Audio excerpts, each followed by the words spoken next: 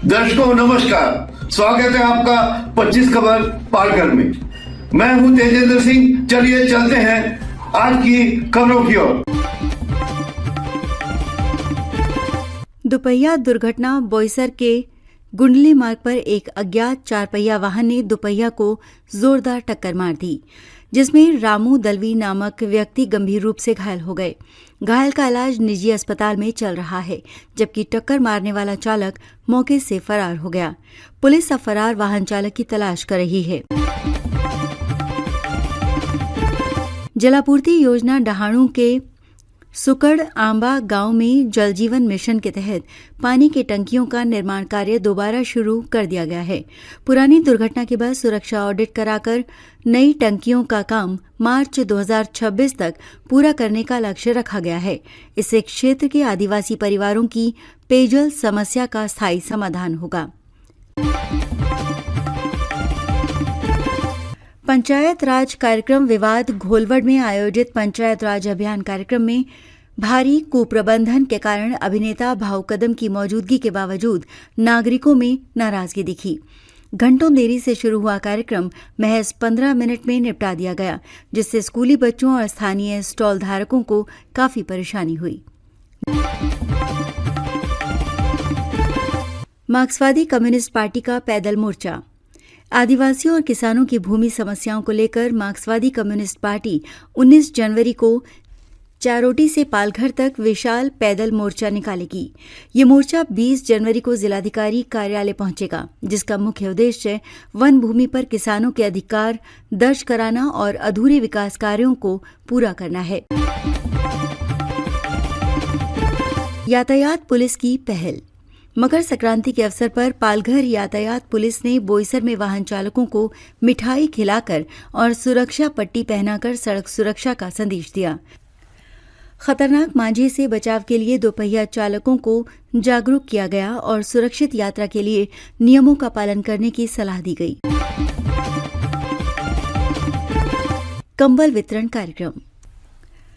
Association of medical consultant Mumbai द्वारा पालघर के देवखोप क्षेत्र में 400 जरूरतमंदों को मुफ्त कंबल वितरित किए गए। पिछले 23 वर्षों से ये संस्था आदिवासी क्षेत्रों में स्वास्थ्य और सामाजिक कार्य कर रही है। इसी कार्यक्रम के जरिए कड़ाके की ठंड में गरीब परिवारों को राहत पहुंचाई गई।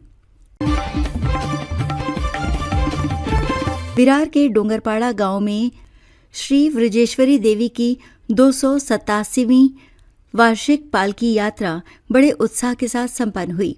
वसई किले से शुरू हुई इस पारंपरिक यात्रा का ग्रामीणों ने भव्य स्वागत किया, जिसमें भारी संख्या में स्थानीय लोग और भजन मंडलियां शामिल हुईं। खानीवेड़े के सकवार में रामकृष्ण मिशन के पूर्व छात्रों द्वारा राजमाता जीजाऊ और स्वामी विवेकानंद की जयंती पर रक्तदान शिविर का आयोजन किया गया। इस 14वें वार्षिक शिविर में युवाओं और पुलिस अधिकारियों की सक्रिय भागीदारी से कुल 80 यूनिट रक्त एकत्र किया गया। वसई तालुका में पूर्वी ग्रामीण इलाकों में सरकारी 108 एम्बुलेंस सेवा की भारी कमी के कारण स्वास्थ्य सेवा चरमरा गई है। समय पर वाहन न मिलने से मरीजों को अस्पताल पहुंचने में देरी हो रही है, जिससे उनके जीवन पर खतरा मंडरा रहा है। एम्बुलेंस के अभाव में वसई के ग्रामीण क्षेत्रों के लोगों को निजी वाहनों पर मोटी रकम खर्च करनी पड़ रही है। राजमार्ग पर होने वाली दुर्घटनाओं के बावजूद प्रशासन द्वारा एम्बुलेंस सेवा बहाल न किए जाने से स्थानीय निवासियों और कार्यकर्ताओं में काफी रोष है। पालघर जिला परिषद में राजमाता जीजाऊ और स्वामी विवेकानंद की जयंती श्रद्धापूर्वक मनाई गई। मुख्य कार्यकारी अधिकारी मनोज रानडे ने उनके आदर्शों पर प्रकाश डालते हुए युवाओं को राष्ट्रभक्ति और समाज सेवा का संदेश देने वाले विचारों को अपनाने का आह्वान किया।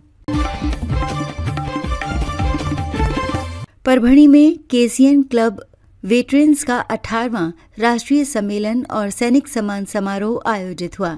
इसमें पूर्व सैनिकों की समस्याओं और उनके कल्याण पर चर्चा की गई। साथ ही सेना भर्ती के लिए एक नई सैनिक अकादमी खोलने का महत्वपूर्ण निर्णय लिया गया। बोईसर के तारापुर में आयोजित 5 दिवसीय कला एवं क्रीड़ा महोत्सव का भव्य समापन हुआ। इस महोत्सव में 18,500 से अधिक विद्यार्थियों ने भाग लिया, जहां उत्कृष्ट प्रदर्शन करने वाले खिलाड़ियों और कलाकारों को विभिन्न पुरस्कारों से सम्मानित किया गया। पालघर के 65 वर्षीय वरिष्ठ अधिवक्ता दीपक चिंतामण सावले ने LLM की उपाधि प्राप्त कर एक नई मिसाल कायम की है। 4 दशकों के कानूनी अनुभव के साथ उन्होंने ये साबित किया कि कड़ी मेहनत और दृढ़ संकल्प से शिक्षा की कोई उम्र नहीं होती। पालघर में आयोजित खेलो इंडिया चयन परीक्षण के माध्यम से महाराष्ट्र के 68 आदिवासी खिलाड़ियों का राष्ट्रीय स्तर के लिए चयन हुआ है। ये खिलाड़ी छत्तीसगढ़ में होने वाली आगामी प्रतियोगिताओं में राज्य का नेतृत्व कर अपनी खेल प्रतिभा का प्रदर्शन करेंगे। हमारे चैनल को अभी सब्सक्राइब करें और बेल आइकन दबाना न भूलें। धन्यवाद।